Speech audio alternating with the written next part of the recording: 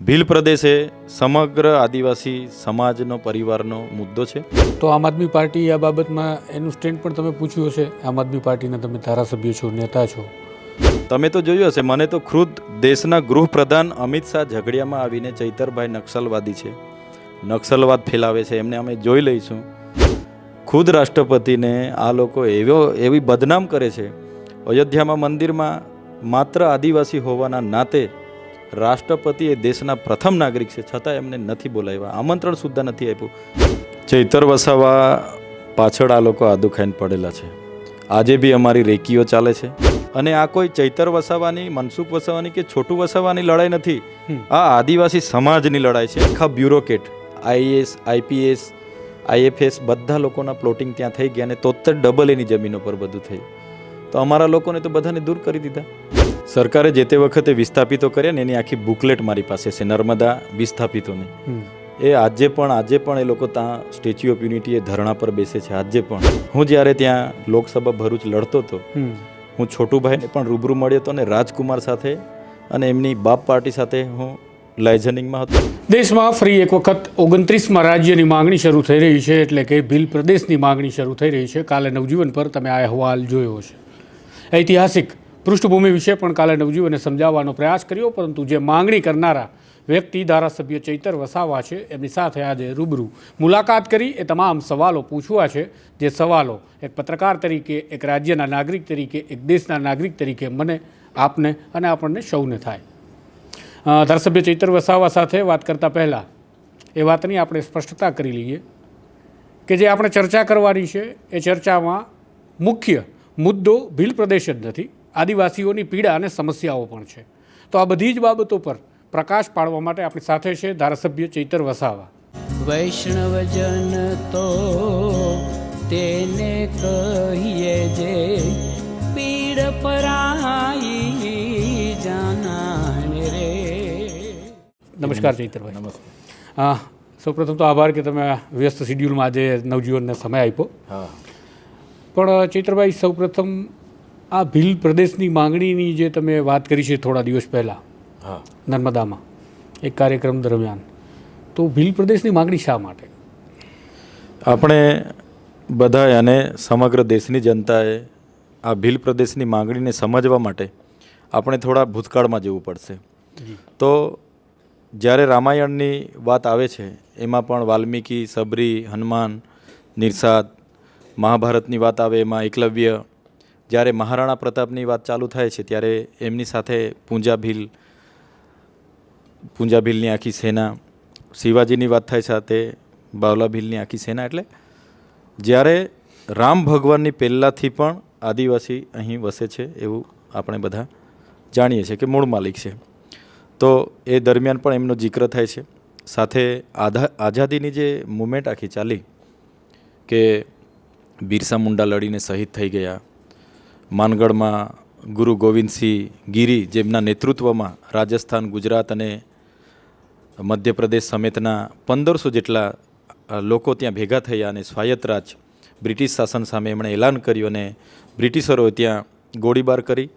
7 November 1913ના રોજ 1500થી વધારે લોકોને ત્યાં હત્યાકાંડ થયો. તેવી જ રીતે અનેક આઝાદીની ચળવળોમાં આદિવાસી યોદ્ધાઓએ એમાં મહત્ત્વની ભૂમિકા ભજવી, શહીદો થયા.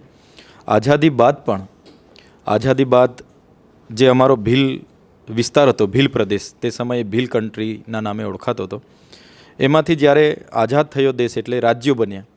એમાંથી જે અમારો ભીલ પ્રદેશ આખો પટ્ટો છે, જેમ કે ગુજરાતમાં અંબાજીથી ઉમરગામ સુધીના 14 જિલ્લા, રાજસ્થાનમાં ડુંગરપુર, બાંસવાડા, ઉદયપુરના 12 જિલ્લા, મધ્યપ્રદેશના અલીરાજપુર, ઝાંબુઆ, ધાર સહિતના 13 જિલ્લા અને મહારાષ્ટ્રના નંદુરબાર, નાસિક અને પાલઘર સુધીના 10 જિલ્લા.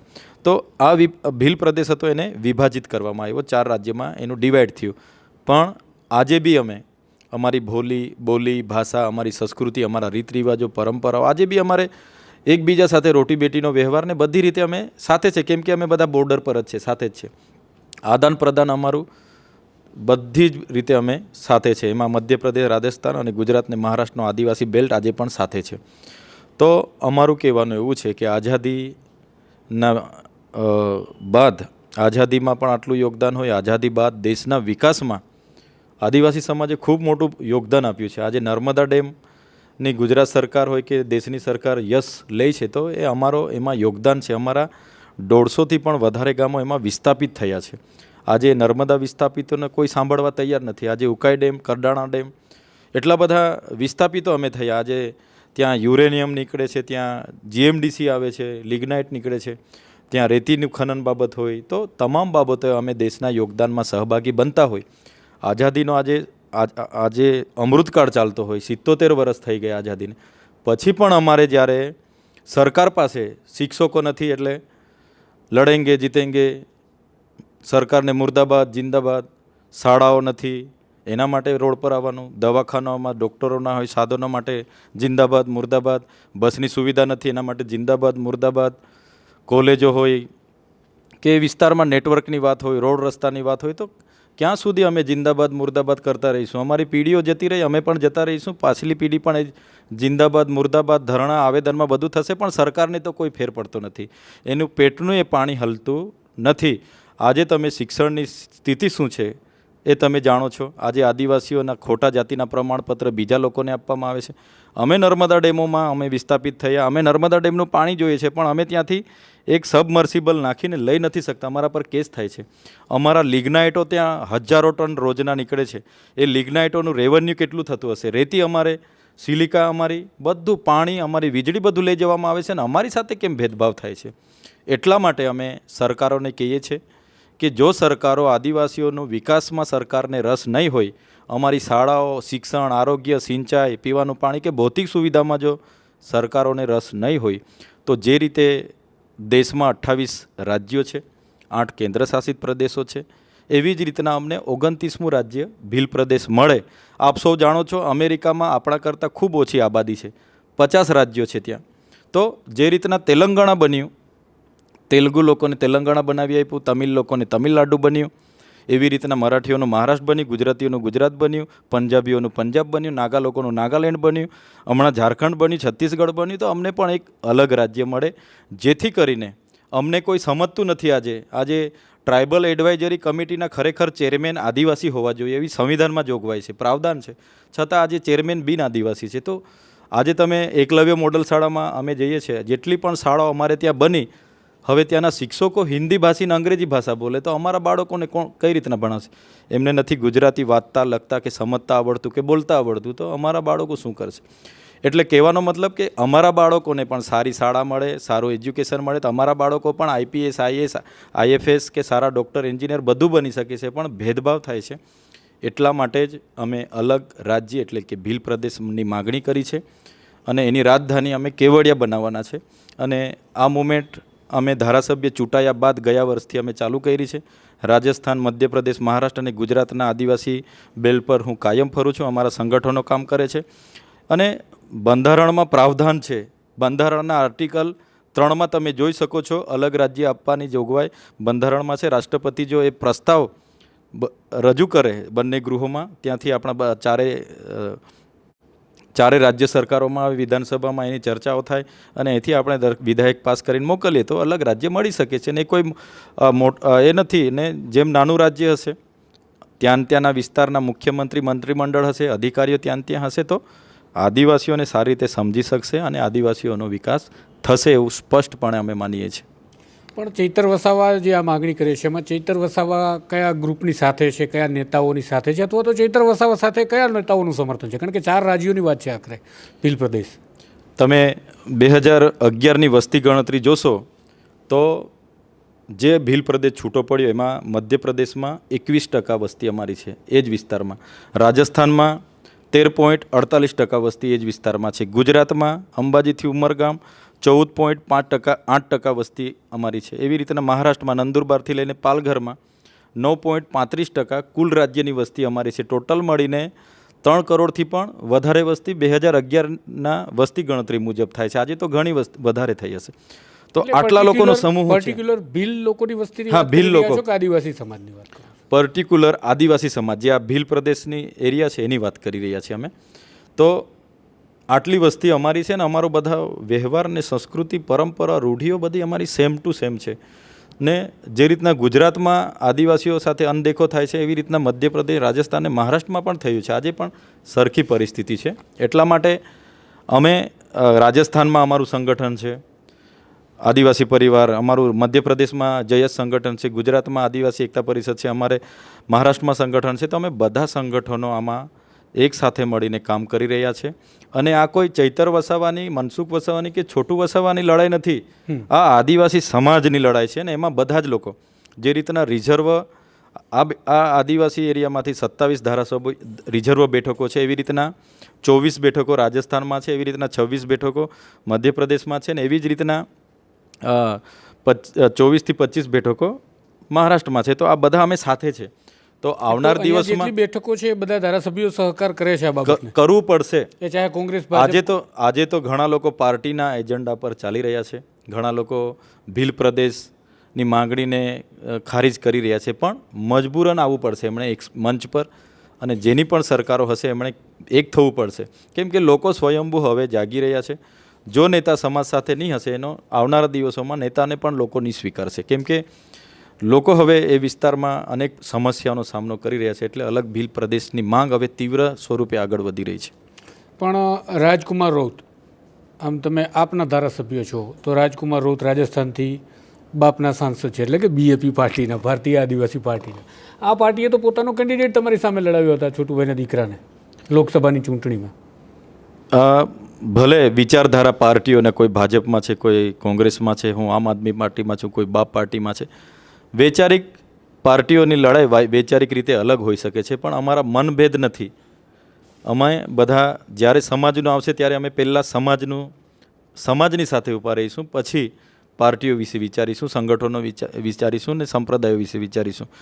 ભીલ પ્રદેશ એ સમગ્ર આદિવાસી સમાજનો, પરિવારનો મુદ્દો છે. અને જ્યારે ઇલેક્શનો હશે, જેને જ્યાં પાર્ટીમાં મંચ મળશે ત્યાં લડશે. પણ આ મુદ્દે અમે બધા એક થઈને લડીશું. માનગઢના તમામ કાર્યક્રમોમાં હું ગયો છું. આ વખતના કાર્યક્રમમાં મારી નાંદુરસ્ત તબિયતના હિસાબે હું પહોંચી નથી શક્યો. બાકી તમામ અમે સાથે રહીને કાર્યક્રમો કરતા હોય છે. પણ જે લોકો ક્રિટિસાઇઝ કરે છે, આ ટીકા કરે છે આ વિચારનું, કે આ પ્રકારે એક નવો પ્રદેશ એટલે કે નવું રાજ્ય બને, એ સારી બાબત નથી દેશ માટે. કારણ કે દેશનું ક્યાંક ને ક્યાંક અહિત છે. કારણ કે જાતિવાદી, ભાષાવાદી આ પ્રકારે રાજ્યો બનાવવા એ સારી બાબત નથી. ટીકાકારોનું આવું કહેવું છે. તો તમને શું લાગે છે કે ખરેખર આવું થવાથી નુકસાન નહીં થાય? ભીલ પ્રદેશની માંગણી પર કોઈની અસહમતિ હોવી જ ના જોઈએ એવું હું માનું છું. કેમ કે આટલો મોટો અમારો વર્ગ છે. અમને કોઈ જગ્યાએ અમને સ્થાન નથી. આજે ન્યાય પ્રણાલિકામાં તમે ગુજરાતમાં આરટીઆઈ નાખશો, આદિવાસી સમાજના કેટલા લોકો, અમે 14.8% લોકો અહીંયા ગુજરાતમાં અમે છે, વસ્તી છે. 1 કરોડથી વધુ, 1,25,00,000ની અમારી ગુજરાતમાં વસ્તી. ન્યાય પ્રણાલિકામાં પૂછો કે આદિવાસી કેટલા છે, તમે કોઈ પણ બ્યુરોક્રેટ્સમાં પૂછો, અમારા મંત્રીમંડળમાં પૂછો. સમસ્યા એ જ છે ને કે તમે આદિવાસીઓની વાત કરો છો કે ભીલ પ્રદેશ એટલે ભીલની વાત કરો છો. કારણ કે 2011ના સેન્સસની જે તમે વાત કરી, તો 2011ના સેન્સસમાં ભીલની વસ્તી જે છે એ 1,27,00,000 જેવી બતાવવામાં આવી. તો આપણે મોટું ફોરકાસ્ટ કરીએ તો પણ 2 કરોડને આંબે કે તો 2.5 કરોડ પહોંચે. ચાલો, અમારો એ જ મુદ્દો છે. અમને બધી જગ્યાએ ભાગીદારી કેમ નથી મળતી? અમારી જેટલી આબાદી છે એટલી ભાગીદારી અમને બધી જગ્યાએ મળવી જોઈએ. ને અન્યાય કેમ થાય છે અમારી સાથે અનદેખી કેમ થાય છે? આજે અમારે ચાલો વસ્તી અમારી 1,25,00,000 છે, તો અમને બધી જગ્યાએ ભાગીદારી મળે. બજેટમાં અમને કેમ નથી અમને બેસવા દેવામાં? આજે દેશનું બજેટ હમણાં 2 દિવસ પહેલાં રજૂ થયું. કોણે બજેટ રજૂ કર્યું? એમાં કેટલા આદિવાસી હતા, કેટલા દલિત હતા, કેટલા પીછડા હતા, કેટલા મુસ્લિમ હતા, કેટલા વંચિતો હતા? એટલે જે રીતના દેશ પર ઈસ્ટ ઇન્ડિયા કંપનીએ 200 જણા આવીને 200 વર્ષ રાજ કરી ગયા, એ જ રીતના આજે આખા દેશ પર 2% લોકો રાજ કરી રહ્યા છે. એમના આદેશથી જ સરકારો ચાલે છે. એટલા માટે જ અમારા વિસ્તારોને માત્ર મત બેંક તરીકે અને અમારા નેતાઓને માત્ર પોપટ તરીકે, પાર્ટી કે એટલું જ બોલવાનું, નહીં તો ટિકિટ નહીં મળશે, એ સિસ્ટમથી આજે અમારા વિસ્તારોમાં ચાલી રહ્યું છે. ને અમે ખુલ્લા સ્વતંત્ર છે. અમે સ્વાયત્ત રાજ માટે આજે ઝૂઝુમી રહ્યા છે. કાલે ઉઠીને પાર્ટી એમના મંચ પર અમને સ્થાન નહીં આપે તો અમે સ્વતંત્ર લડીને આગળ આવીશું. નહીં, પણ જ્યાં ટ્રાઇબલ બેલ્ટની તમે વાત કરો છો, જેને અલગ રાજ્યની તમે માંગણી કરો છો, તમે કીધું એમ ગુજરાતમાં તો અંબાજીથી ઉમરગામ સુધીનો હિસ્સો જે છે એ આખો ટ્રાઇબલ બેલ્ટ તરીકે ઓળખાય છે, પણ એની બાજુમાં એટલે કે બીજા રાજ્યો પણ છે, રાજસ્થાન, મધ્યપ્રદેશ અને મહારાષ્ટ્ર. તો તમે આદિવાસી રાજ્યની માંગણી નથી કરતા, પરંતુ ભીલ પ્રદેશની માંગણી કરો છો. તો આદિવાસીની અંદર એક ડિવિઝન પડે છે ને પાછું વધારાનું. આદિવાસીઓમાં પણ અલગ અલગ પ્રકારના આદિવાસીઓ છે. ભીલ પ્રદેશ અમે એટલા માટે માગી રહ્યા છે કે અમારી ભીલ પ્રદેશ હતો, આઝાદી બાદ એને ડિવાઈડ કરવામાં આવ્યો 4 રાજ્યમાં. તમને કીધું ને, અંબાજીથી ઉમરગામ સુધીના 14 જિલ્લા ગુજરાતમાં, 12 જિલ્લા રાજસ્થાનમાં, ડુંગરપુર, બાંસવાડા, બાગીદોરા, એવી રીતના અલીરાજપુર, જાંબુવા, દોરા ને બધા એમપીમાં 13 રાજ્યો જતા રહ્યા. 13 જિલ્લા, એવી રીતના 10 જિલ્લાઓ, નંદુરબાર, નાસિકથી લઈને પાલઘર સુધીના, તો એ ડિવાઈડ કરવામાં આવ્યા. એટલે અમે એ જ ભીલ પ્રદેશ માગીએ છીએ. નવું નામ આપીએ તો કોઈને એવું લાગે કે આ નવું શું કરવા લાવ્યા છે. એટલે એ જ ને અમે બધા ભીલ, અમને બધા ભીલ કહીએ છીએ. ત્યાં બધા રાજસ્થાનમાં જેટલા જિલ્લાઓ છે બધા અમે ભીલમાં ગણતરી થાય. અમારી ભાષા ભીલી, અમારો વેશ, અમારા ઓજારો, અમારી પરંપરા બધી ભીલી, અમારી આખી ભીલી ભાષામાં બધું થાય. એટલે ભીલ પ્રદેશ ભાષાના આધારે અમે માગીએ છીએ. આદિવાસી અને ભીલમાં કોઈ પેટા જ્ઞાતિ કે પેટા જાતિને એવું કંઈ જ નથી. ભીલ એ જ આદિવાસી છે. અચ્છા, અચ્છા. તો પછી ચૈતર વસાવા જે ભીલ પ્રદેશની માંગણી કરે છે, એ ભીલ પ્રદેશની માંગણીમાં વિઝન શું? વિઝન સ્પષ્ટ છે, સ્વાયત્ત રાજ. અમારા જ મંત્રીમંડળ, મુખ્યમંત્રી હશે અમારા વિસ્તારોમાંથી, અમારા જ વિસ્તારોમાં અમને સમજવાવાળા અધિકારીઓ હશે, અમને સમજવાવાળા શિક્ષકો હશે. અને વિઝન સ્પષ્ટ છે કે અમારા ત્યાં નર્મદા ડેમથી માંડીને આટલું બધું પાણી અમારે ત્યાં, વીજળી અમારે ત્યાં આખા રાજ્યની પેદા થાય, અમારે ત્યાં પેદા થઈને મહારાષ્ટ્ર ને મધ્યપ્રદેશમાં જતી હોય, અમારે ત્યાં લિગ્નાઇટ જે આખા દેશમાં જતો હોય, કોલસો, અમારે ત્યાં જે રેતી એ આખા દેશમાં જતો હોય, અને અમને એનાથી વંચિત રાખવામાં આવે. એના કરતાં તો અમને સ્વતંત્ર રાજ્ય આપો તો અમે બધો અમારો વિકાસ આજ એમાંથી અમે કરી લઈશું. સ્પષ્ટ વિઝન છે, એમાં કોઈ વાત નથી. સંવિધાનમાં પ્રાવધાન છે, આર્ટિકલ 3માં સ્પષ્ટ પ્રાવધાન છે, અલગ રાજ્ય ભીલ પ્રદેશ અમને મળી શકે છે. એટલે જે તમે ખનીજો અને ખનનની વાત કરો છો, એમાં જ્યાં સુધી મને ખબર છે ત્યાં સુધી રાજ્ય સરકારની જોગવાઈઓ પ્રમાણે તો જિલ્લામાંથી જ્યાંથી ખનીજ નીકળે છે, જે જિલ્લામાં, તો ડીએમએફ ફંડ તરીકે પૈસા જમા થાય છે, એક હિસ્સો મળે છે, જે તે ગામને પણ મળે છે. તો એમાં ક્યાં એવો પ્રશ્ન જ પેદા થાય છે કે ફંડ નથી મળતું, અથવા તો અમારું જે ખનીજ જે અમારા વિસ્તારનું છે, અમારું એટલે કે આપણા વિસ્તારનું, તો એ ખનીજ નીકળી જાય છે અને આપણને કોઈ હિસ્સો જ નથી મળતો, એવું તો બનતું નથી જોગવાઈઓ મુજબ. એની વાત કરું એટલે સ્ટેચ્યુ ઓફ યુનિટીનું ઉદ્ઘાટન 31 ઓક્ટોબર 2018ના રોજ થયું. સરદાર પટેલ સાહેબની પ્રતિમા મારા જિલ્લામાં, મારી નજીકમાં આવી. પટેલ સાહેબ તો આખા દેશના નેતા હતા, આપણા બધાના સન્માન્ય નેતા છે, મૂકી છે, અમે સન્માન કરીએ છીએ, બહુ સારી વાત છે. ત્યાંથી 6 ગામના લોકોને અમને વિસ્થાપિત કર્યા. એમણે એવું કીધું કે તમને અહીંયા રોજગારી આપીશું. આજે આપણે ત્યાં જઈએ તો આદિવાસી કેટલા લોકોને રોજગારી મળશે. ત્યાં હોટલો, મોટલો, રિસોર્ટો, સફારી પાર્ક, ફલાણા પાર્ક બધું આવી ગયું. કેટલા અમારા લોકોનું છે? એક પણ હોટલ અમારા લોકોને નથી, કે એક પણ લારી અમારા લોકોને ત્યાં નથી. જમીનો કોની ગઈ? અમારી ગઈ. આખા બ્યુરોક્રેટ, આઈએએસ, આઈપીએસ, આઈએફએસ બધા લોકોના પ્લોટિંગ ત્યાં થઈ ગયા, અને 73 ડબલ એની જમીનો પર બધું થયું. તો અમારા લોકોને તો બધાને દૂર કરી દીધા. એવી જ રીતના તમે જે બજેટની વાત કરી, અહીંયા આદિવાસીઓનું બજેટ બને છે એ ફાઇલની સાથે જ એનજીઓની મધપૂડાની જેમ, મધમાખીઓની જેમ એનજીઓ બધા ફાઇલો સાથે, બજેટ સાથે ત્યાં આવે છે. એક પણ આદિવાસીનો પોતાની એનજીઓ નથી, એજન્સી નથી, કે કોઈ કોન્ટ્રાક્ટરો નથી. બહારના એનજીઓ, મંત્રી તંત્રીઓના લાગતા વળગતા બધા આવે છે, અધિકારીઓ પર દબાણ લાવે છે. અધિકારીઓ, નેતાઓ અને એનજીઓ મળીને અમારું આખું બજેટ સગે વગે થાય છે. નહીં તો આઝાદી બાદનું અત્યાર સુધીનું આદિવાસીઓનું બજેટ તમે જોશો ને તો અબજો કરોડોમાં હશે, લાખો કરોડોમાં હશે. એ બધું આદિવાસીઓને મળી જતે તો આદિવાસીઓનું ડેવલપ થઈ જવાનું હતું. પણ આદિવાસીઓને શું જોઈએ છે એ પ્રમાણેનું આયોજન નથી થતું. પણ એમાંથી અમને કેટલું મળશે એ પ્રમાણે આયોજન થશે તો જ આજે અમારો નર્મદા જિલ્લામાં 12,000, આજની તારીખે 12,333 બાળકો કુપોષિત છે. આજે 92 શાળામાં એક શિક્ષક છે. હવે એક શિક્ષક 1 થી 5 ધોરણને કઈ રીતના ભણાવશે? મારો 3.5 લાખનો મારો મત વિસ્તાર છે, એમાં આજે તમને એક્સરેનું મશીન નથી. અમારે ઘણા ગામ એવા છે કે બેડને ડિલિવરી કરાવવાના હોય તો કંધા પર લઈને બહાર નીકળવું પડે, પછી 108માં મૂકીને લઈ જવું પડે. નેટવર્ક નથી, લાઇટની વ્યવસ્થા નથી. તો કહેવાનો મતલબ કે ભેદભાવ શાનો? દેશમાં તો અમે બી આઝાદીમાં બી લડ્યા છે અને દેશના વિકાસમાં બી અમે છે, તો અમને પણ વિકાસ તો અમારો બી થવો જોઈએ ને. અમારે ગામો તમે વિસ્થાપિત કરો છો, અમારે ત્યાંથી બધું લઈ જાઓ છો, બજેટ અમારું બને છે, તો કોણ ખાઈ જાય છે? તો ઘણી એનજીઓ, બહારના લોકો, બહારના અધિકારીઓ બધા આવીને, જે લોકો અમારી સાથે પરિચિત નથી થઈ શકતા, અમારી સાથે મેળ નથી પડતો, એવા લોકોએ આજે અતિક્રમણ કર્યું છે. અમારી સંસ્કૃતિ, અમારી અસ્મિતા આજે ખતમમાં છે. જળ, જંગલ, જમીન જે બંધારણમાં પ્રાવધાન છે કે એ આદિવાસીઓનું છે.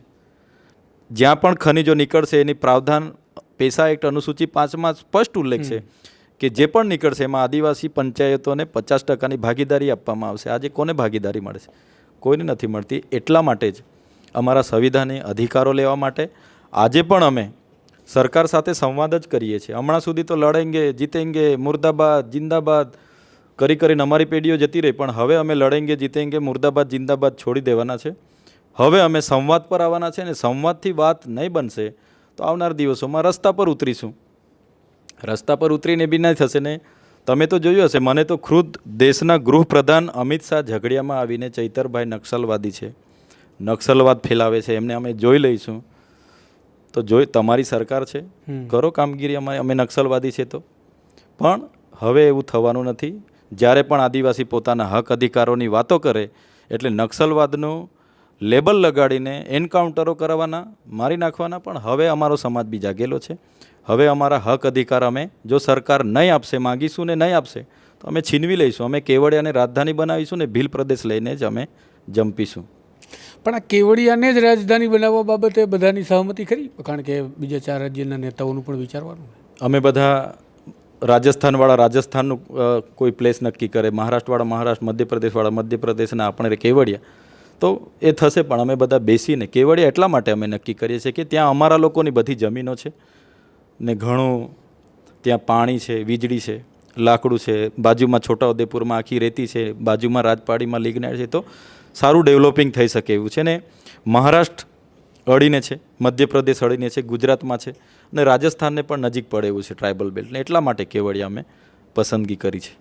પણ આ પરિકલ્પનામાં કોઈ બીજી જાતિના લોકો પણ વસે છે જે આ વિસ્તારમાં રહે છે વર્ષોથી, તો એમના માટે કંઈ મુશ્કેલી પેદા થઈ શકે એવી સ્થિતિનું નિર્માણ પણ થાય ને? કારણ કે તમારી પરિકલ્પના જે છે માત્ર ભીલ પ્રદેશ અને આદિવાસી સમાજ પૂરતી સીમિત રહી જાય છે. એવું બિલકુલ ના હોય. દેશના નાગરિકને કોઈ પણ વિસ્તારમાં રહીને પોતે રહી શકે છે, સ્વતંત્ર છે, બંધારણમાં પ્રાવધાન છે.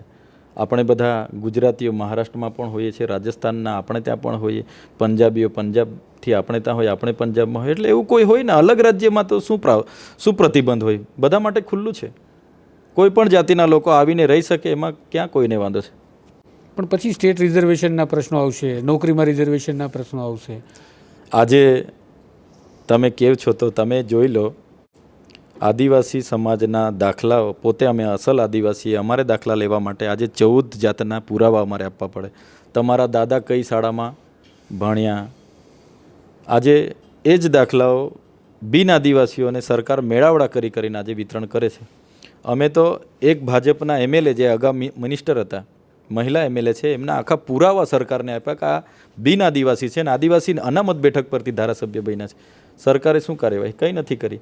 એટલા માટે કહીએ છીએ કે અનામતના નામે અમારા ખોટા સર્ટિફિકેટો લઈને આજે લોકો એમએલએ પણ છે, આઈપીએસ આઈએફએસ પણ છે, ડૉક્ટરો બની ગયા, બધું થઈ ગયું, પણ સરકારને કોઈ એમાં પડેલી નથી. કોઈ અમારા નેતાઓ કોઈ બોલતા નથી. એટલા માટે જ અમે સ્વાયત્ત રાજ માગીએ છીએ કે અમને સ્વાયત્ત રાજ આપશે તો અમારું આખું કલ્ચર પણ સચવાશે. અને નાનું રાજ્ય હશે તો શું છે, ડેવલપિંગ સારું થાય. આજે જિલ્લાઓ કેમ આપણે ગુજરાતના જિલ્લાઓ આજે આપણે કેમ વધારીએ છીએ, કેમ છૂટા પાડી? નવા બોટાદ, અમારા તાપી, બધા જિલ્લાઓ અસ્તિત્વમાં આવ્યા ને એક સારો વિકાસ થાય.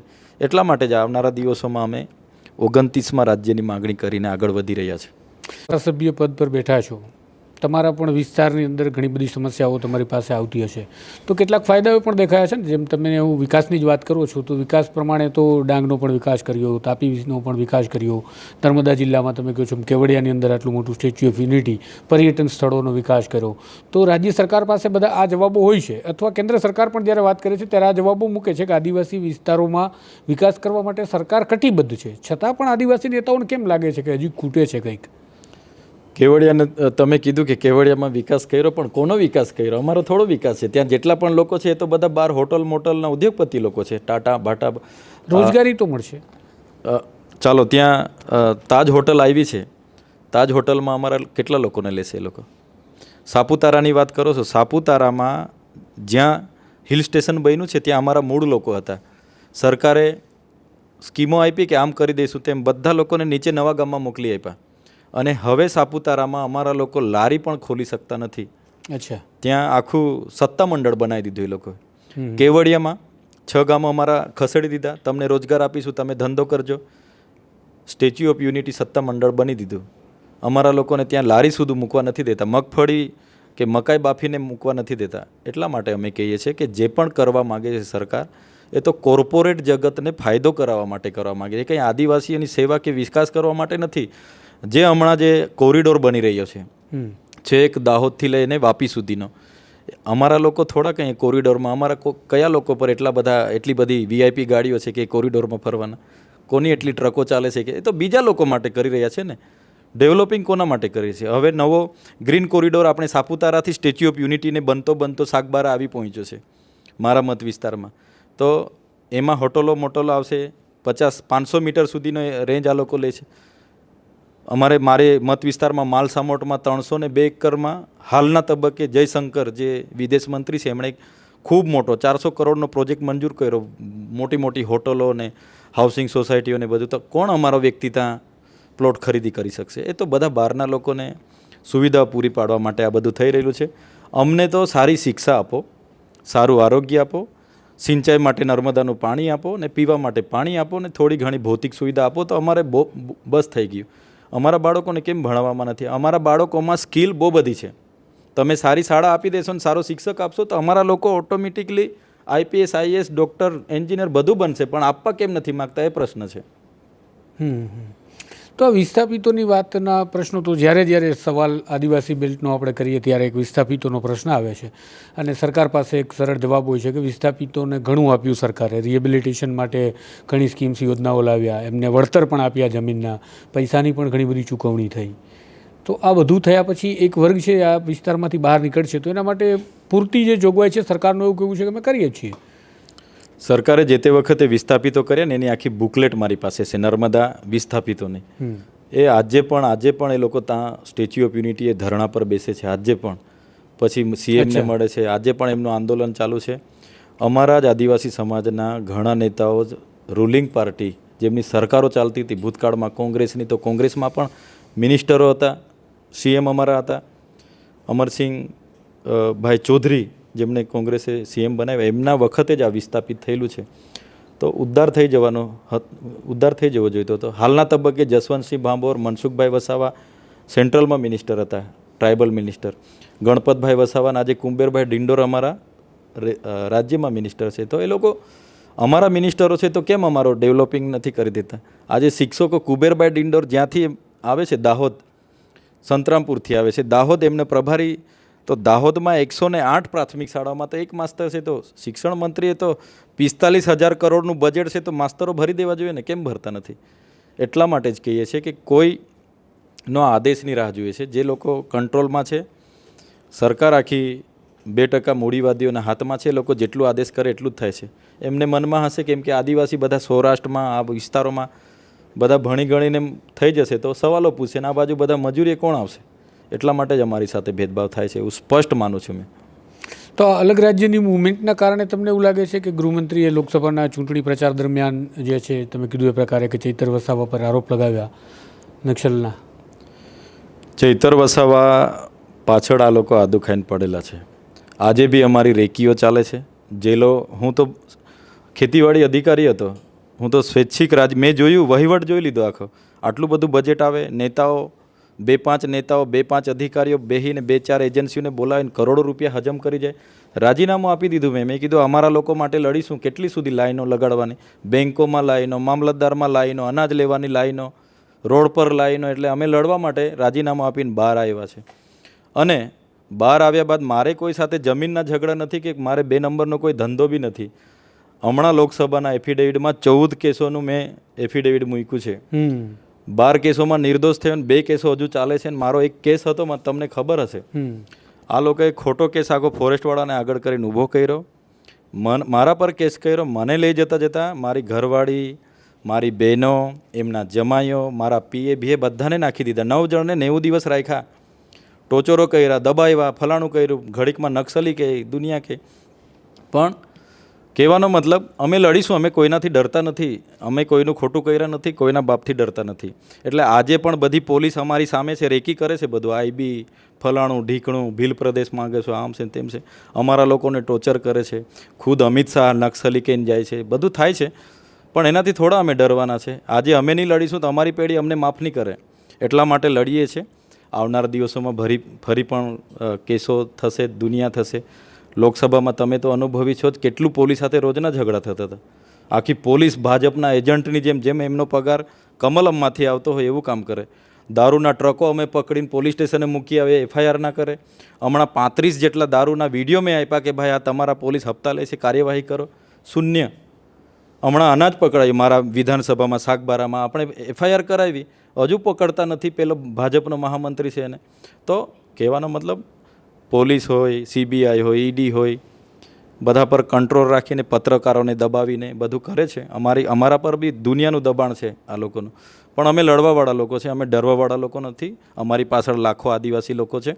બધા એકદમ અમે ઝીણવટથી અમારા લોકો જોઈ રહેલા છે કે ચૈતરભાઈ લડે છે, શું થાય છે. જે કંઈ થશે એટલે લોકો જાગશે. સંવાદથી નહીં થશે તો પછી બીજા બધા રસ્તા છે બહુ બધા. એટલે એ રીતના અમે ઉતરીશું, એમાં કાં મોટી વાત છે. પણ અમે ભીલ પ્રદેશ અમને લઈને રહીશું ને કેવડિયાને અમે રાજધાની બનાવીશું. રાજકુમાર રાઉતે એક માહિતી આપી હતી, માધ્યમોએ લખી પણ હતી કે રાજકુમાર રાઉત સંસદ સભ્ય તરીકે એક પ્રસ્તાવ લઈ પ્રધાનમંત્રી અને રાષ્ટ્રપતિને મળશે અલગ ભીલ પ્રદેશનો. તો આ પ્રકારે સત્તાવાર રીતે ચૈતર વસાવાએ કોઈ માગણી ક્યાંય મૂકી છે અથવા તો પ્રક્રિયા શરૂ કરી હોય? રાજકુમાર રાઉત ત્યાં ભંવરલાલ પરમાર અને કાંતિ રાઉત કરીને ત્યાં આદિવાસી પરિવારનું આખું સંગઠન ચલાવે છે. અવારનવાર મને પણ બોલાવે છે, હું પણ ત્યાં જાઉં છું. અને અમારી આખી એક કમિટી, 4 રાજ્યોની કમિટી આખી બનીને અમે રાષ્ટ્રપતિશ્રીને મળવા જવાના છે. અને રાષ્ટ્રપતિશ્રી આગળ શું કાર્યવાહી કરે છે એના પર જોઈએ છે. કેમ કે એમ તો અમારા આદિવાસી સમાજના રાષ્ટ્રપતિ છે, પણ કહેતા અમને દુઃખ થાય છે.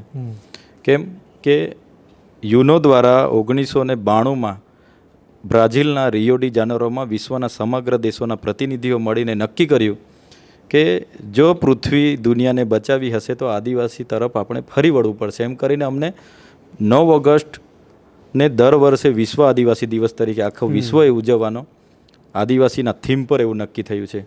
અમે દર વર્ષે તમામ વિસ્તારોમાં, આખા દેશમાં પણ ઉજવાય છે, દુનિયામાં.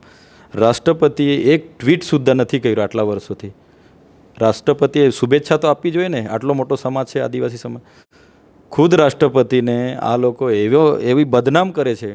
અયોધ્યામાં મંદિરમાં માત્ર આદિવાસી હોવાના નાતે રાષ્ટ્રપતિ એ દેશના પ્રથમ નાગરિક છે, છતાં એમને નથી બોલાવ્યા, આમંત્રણ સુદ્ધા નથી આપ્યું. મંદિરમાં પ્રવેશ નથી આપતા અમારા રાષ્ટ્રપતિને. આટલો બધો ભેદભાવ શું કામ કરો છો? આજે અમે ભીલ છે, અમારો આખો ભીલ પ્રદેશ છે. અમને કોઈ બીજી કાસ્ટના દીકરીનો વ્યવહાર નથી કરતા, કોઈ રોટી બેટીનો વ્યવહાર નથી કરતા અમારી સાથે. કેમ ભાઈ? કરવો જોઈએ ને. અમારા છોકરાઓ ભણેલા ગણેલા છે, ડૉક્ટર છે, એન્જિનિયર છે, તો દીકરીઓ તો આપવી જોઈએ ને. આટલો બધો ભેદભાવ અમને હાલમાં પણ આ સરકારો વનવાસી માને છે. વનવાસી, વનબંધુ. અરે ભાઈ, અમે થોડા વનવાસી, અમે મૂળ માલિકો છે, આદિવાસીઓ છે. અમે વનવાસી નથી. અમે તો રામ ભગવાન પહેલાંથી અહીંયા વસીએ છીએ. એટલા માટે આ લડાઈ એ વિચારધારાની છે. મનસુખભાઈ વસાવા, છોટુભાઈ વસાવા કે ચૈતરભાઈ વસાવા કે રાજકુમાર રાઉતની લડાઈ નથી. આ સમગ્ર આદિવાસી સમાજની લડાઈ છે. ને જે લોકો ભીલ પ્રદેશના માગણીના મંચ પર નહીં આવશે એ લોકો આવનાર દિવસોમાં હાંસિયામાં ધકેલાઈ જવાના છે. અચ્છા, પણ મારે એક એ પણ સમજવું છે, તમે બધા નેતાઓના નામ લીધા એટલે છોટુ વસાવા લાંબા સમયથી આ એક લડાઈ લડી રહ્યા હતા આદિવાસીઓ માટેની એવું કહેતા હતા. અને એમની બીટીપી પાર્ટીથી તેઓ ચૂંટાઈને આવતા હતા, એમના દીકરા પણ આવતા હતા. જે બેઠક દેડિયાપાડા પર તમે ધારાસભ્ય છો, ક્યારેક ત્યાં એમના દીકરા મહેશભાઈ ધારાસભ્ય હતા. અને આ બધી જ વાતોની વચ્ચે અમે બોર્ડ પણ જોયા છે વિસ્તારોની, જ્યારે મેં વિઝિટ કરી ત્યારે, કે પેસા એક્ટ વિશે લખે છે, અનુસૂચિ 5 મુજબ અહીંયા ખનન કાર્યમાં અમારી પરવાનગી જોઈએ, આ પ્રકારના બોર્ડ પણ છોટુભાઈના વિસ્તારમાં છે. પણ આ બધી જ બાબતોની વચ્ચે માત્ર ને માત્ર થયું તો રાજકારણ જ છે. મેં આ સવાલ છોટુભાઈને પણ પૂછ્યો હતો કે શું થયું, શું આદિવાસી માટે આખરે આટલા સમયમાં? આમાં હવે છોટુભાઈ એમના કયા એંગલથી રજૂઆત કરી હશે એ મને ખબર નથી. હું તો ધારાસભ્ય બન્યા બાદ ત્યારે કોઈ ચૂંટણી નથી ત્યારથી ભીલ પ્રદેશની મુહિમ મારી ચાલે છે. આજે હાલમાં પણ કોઈ ચૂંટણી નથી તો બી અમે ભીલ પ્રદેશની મુહિમ ચલાવીએ છીએ. ઘણા અમારા વિશે ટીકા ટિપ્પણીઓ પણ કરે છે. પણ જે સંવિધાનમાં પ્રાવધાન છે પેસા એક્ટનો, અનુસૂચિ 5નો અને 73 એની અમારી જમીનો છે જે કોઈ બીજા લઈ નથી શકતા કે આદિવાસી ધારે તો બી વેચી નથી શકતા, છતાં એ કલેક્ટરની અધ્યક્ષતામાં એ જમીનો ટ્રાન્સફર કરી દેવામાં આવે, એને કરી દેવામાં આવે, ભાડે આપી દેવામાં આવે તો કેટલું વ્યાજબી છે? અનુસૂચિ 5 લાગુ હોય ત્યાં કોઈ પણ પ્રોજેક્ટ આવે તો ગામ સભાની સંમતિ લેવાની હોય, પબ્લિક હિયરિંગ કરવાનું હોય ને માલિકની સંમતિ લેવાની હોય. નેશનલ હાઈવે કાઢો, કોરિડોર કાઢો, જીએમડીસી આવે, જીઆઈડીસી આવે કે યુરેનિયમની ખાણ ખોદો, તમે ફરજિયાત ગ્રામસભાની પરવાનગી હોય. આજે કોઈ પરવાનગી લેવામાં નથી આવતી, બારોબાર જમીનો છીનવી લેવામાં આવે. નહીં, પણ મારે આ રાજકારણ એટલા માટે સમજવાનો પ્રયાસ કરું છું. તમારી વાત સાચી, તમે જે પ્રમાણે કહો છો એ પ્રમાણેની સમસ્યા હશે, પણ સવાલ એ છે કે એક સમયે તો છોટુ વસાવા જ્યારે માંગણી કરી રહ્યા હતા ત્યારે તમે એમના સાથીદાર જ હતા, બરાબર? તમારા જ વિસ્તારમાંથી એમના દીકરા ચૂંટાઈને આવતા હતા, તમે જ એમના કાર્યકર્તા તરીકે કામ પણ કરેલું બીટીપી માટે. આ વખતે લોકસભાની ચૂંટણીમાં પણ જોયું કે રાજકુમાર રાઉત જે અત્યારે સાંસદ તરીકે ચૂંટાઈને રાજસ્થાનથી આવ્યા છે, એમની જ બીએપી પાર્ટી તમારી સામે છોટુ વસાવાના દીકરાને જ લડાવે છે. હા, અને તમે આમ આદમી પાર્ટીમાંથી લડો છો. તો આ બધી જ સમસ્યાઓની વચ્ચે આદિવાસીનો પ્રશ્ન ક્યાંક ને ક્યાંક રાજકારણનો જ મુદ્દો બની જતો એવું નથી લાગતું તમને? અમે ચૂંટણીઓમાં માનો કે હું વિધાનસભા લડ્યો, મારી સામે રિઝર્વ બેઠક છે, ભાજપમાંથી લડે કે કોંગ્રેસમાંથી લડે, લડવાનો તો આદિવાસી જ છે. એવી રીતના છોટુભાઈ એમની પાર્ટીમાંથી લડતા હોય, મનસુખભાઈ એમની પાર્ટીમાંથી લડતા હોય, હું મારી પાર્ટીમાં લડું. પણ બધાએ વિચારવું જોઈએ, જ્યારે સમાજની વાત આવે ત્યારે બધાએ ભેગા થવું જોઈએ. ભૂલ છોટુભાઈની પણ છે, રાજકુમાર રાઉતની પણ છે. હું જ્યારે ત્યાં લોકસભા ભરૂચ લડતો હતો, હું છોટુભાઈને પણ રૂબરૂ મળ્યો હતો ને રાજકુમાર સાથે અને એમની બાપ પાર્ટી સાથે હું લાયઝનિંગમાં હતો ને એમની પાર્ટી ઇન્ડિયા એલાયન્સમાં હતી. બાપ પાર્ટી આખા ગુજરાતમાં કોઈ જગ્યાએ ઉમેદવાર એમણે નથી રાખ્યો ને મારી સામે ઉમેદવાર છોટુભાઈના દીકરાને એમણે રાખ્યો હતો. એ એમની ભૂલ છે. બીજું કે બીટીપી પાર્ટી, ભારતીય ટ્રાઇબલ પાર્ટી ઊભી કરી એટલે અમે એમની સાથે જોડાયા હતા કે ભાઈ આપણી સમાજની પાર્ટી છે ને સામાજિક મુદ્દાઓ ઉઠાવે છે. પણ બીટીપી પાર્ટીના એમના પરિવારના વિવાદોના લીધે, ઝઘડાઓના લીધે અમે છૂટા પડી ગયા. આમ આદમી પાર્ટીએ સ્પષ્ટ જાહેર મંચ પરથી એમના રાષ્ટ્રીય નેતા અરવિંદ કેજરીવાલજીએ કીધું, અગર આમ આદમી પાર્ટીની સરકાર બને છે તો ગુજરાતના ટ્રાઇબલ એડવાઇઝરી કમિટીના ચેરમેન પણ આદિવાસી હશે, ગુજરાતમાં પેસા એક્ટ અનુસૂચિનો અમે અમલ કરીશું, ગુજરાતમાં પંચાયતોને અમે 50% ભાગીદારી આપીશું, ગુજરાતના આદિવાસી વિસ્તારોમાં જે પણ ખનિજ સંપદાઓ છે એની રોયલ્ટી જે તે પંચાયતને 50% આપીશું, એમાંથી પંચાયત એમના પંચાયતમાં આવતા લોકોનો વિકાસ કરશે. આ સ્પષ્ટ અમારો એજન્ડા હતો, એટલે અમે આમ આદમી પાર્ટીમાં છે. આજે પણ જ્યારે યુસીસી જ્યારે કેન્દ્ર સરકારે જાહેર કર્યું તો સૌથી પહેલાં કોઈએ વિરોધ કર્યો હોય તો એ ચૈતર વસાવા છે. ત્યારે મેં પાર્ટી કે કોઈ પોલિટિક્સ વગર અમે વિરોધ કર્યો હતો ને યુસીસી એમને જાહેર કરતાં પહેલાં સ્થગિત કરવો પડ્યો. અમારા વિસ્તારમાં ઇકો સેન્સિટિવ ઝોન ચાલુ થયું, 121 ગામો એમણે આવરી લીધા, ત્યારે પણ ચૈતર વસાવા એમની સામે લડ્યા અને કેસો પણ થયા છે. સ્ટેચ્યુ ઓફ યુનિટી પર પણ અમે લડ્યા, કેસો થયા છે. આજે સ્ટેચ્યુ ઓફ યુનિટીની વાત કરું, સરદાર પટેલની વિશ્વની સૌથી ઊંચી પ્રતિમા બનાવી અમે સરકારને અભિનંદન આપીએ છીએ. પણ જે લોકોના 6 ગામો ગયા એમના બાળકો માટે શાળા નથી ત્યાં. ગયા 15 દિવસે મેં મુલાકાત કરી હતી, તમે પણ એ સમાચાર બનાવ્યા હતા. એ બાળકોને ભણાવવા માટે શાળા નથી, તો આપણા માટે કેટલી દુર્ભાગ્યની વાત. મૂર્તિ બનાવી છે, પ્રતિમા બનાવી, એનો યશ તમે લેવ છો, પણ એ જમીન આપનારા લોકોના બાળકો માટે શાળા કેમ તમે નથી બનાવતા? એ લોકો ભાડાના મકાનમાં આજે પણ ભણે છે. તો આ વાસ્તવિકતા છે અને આ વાસ્તવિકતાના લીધે અમે લડીએ છીએ. સરકાર જે ગુજરાત મોડલની વાત કરે છે, આખા દેશમાં ગુજરાત મોડલની વાત કરે છે, તો અમને પણ વિકાસ થવો જોઈએ. જે રીતના શહેરોનો વિકાસ થાય છે અમારો પણ વિકાસ કરો. અમારી સાથે કેમ ભેદભાવ? સિમ્પલ દાખલો તમને આપું, પ્રધાનમંત્રી આવાસ મંજૂર થાય છે, અમારા લોકોને 1,20,000 મળે છે, જ્યારે સિટી એરિયા જે લોકો છે એમને 3,50,000 આપે છે. તો આટલો ભેદભાવ કેમ? કેમ સિટીમાં ગામડામાં હળી અને લોખંડ ને સિમેન્ટ સસ્તું છે, અમારે ત્યાં ભાવ તો બધા સરખા જ છે ને, તો અમારી સાથે કેમ ભેદભાવ? તો આવા ઘણા મુદ્દાઓ છે, એના લીધે અમે લડીએ છીએ અને સંવિધાનિક લડત છે અમારી. આજે તો સંવિધાનને લઈને લડીએ છીએ, આવનાર દિવસોમાં સંવાદ પણ કરીશું. નહીં આવશે તો આવનાર દિવસોમાં રોડ પર ઉતરીશું. એમાં કાં બધી બીવાની વાત છે? અમારા હક અધિકાર તો લેવા પડશે ને. એ લડત લાંબી ચાલવાની છે. ભીલ પ્રદેશ અમે માગીશું, કેવડિયાની રાજધાની બનાવીને જ રહીશું.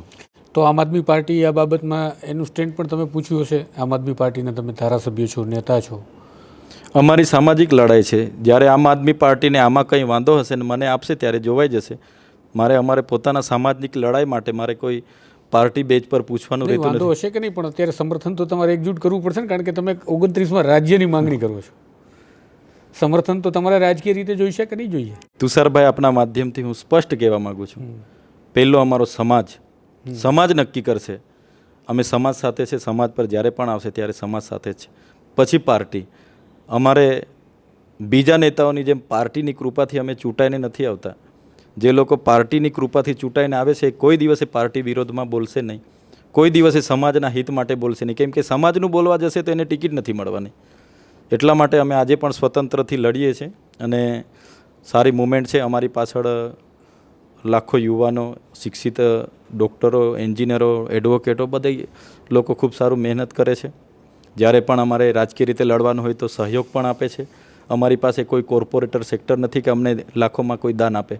અમે 1500 રૂપિયા ભેગા કરીને ચૂંટણીઓ પણ લડીએ છીએ ને મુવમેન્ટ પણ અમારી સારી ચાલે છે. તો આ હતા ધારાસભ્ય ચૈતર વસાવા. તેમની સાથે આપણે એ ચર્ચા કરી કે શા માટે તેઓ ભીલ પ્રદેશની માંગણી કરે છે, ભીલ પ્રદેશની પરિકલ્પના કેવી હશે, શા માટે આ હદ સુધી તેમને જવું પડે, અને સાથે જ આ રાજકીય સમીકરણો કઈ પ્રકારે સેટ થઈ રહ્યા છે તેના પણ આપણે સવાલો કર્યા. પરંતુ અહીંયા એક મહત્ત્વનો સવાલ એ પણ છે કે જ્યારે કોઈ પણ માંગણી તેજ થાય, તે વેગ પકડવા લાગે, ત્યારે એ વિચારવાનું છે કે સમસ્યા જે પાયાની છે એ તો ખરેખર સામાન્ય લોકોની છે, અને સામાન્ય લોકોની સમસ્યાને જ્યારે સત્તા નથી સમજતી ત્યારે આ પ્રકારના કોઈ પણ મુદ્દાઓ ઉઠે છે. એ અલગ રાજ્યની વાત હોય કે અલગ ગામની કે જિલ્લાની વાત હોય. આ જ પ્રકારની વાતો, સમાચારો, ચર્ચા અને ઇન્ટરવ્યૂઝ માટે નવજીવન સાથે જોડાયેલા રહેજો. નમસ્કાર. વૈષ્ણવજન તો તેને કહીએ જે પીડ પરાઈ.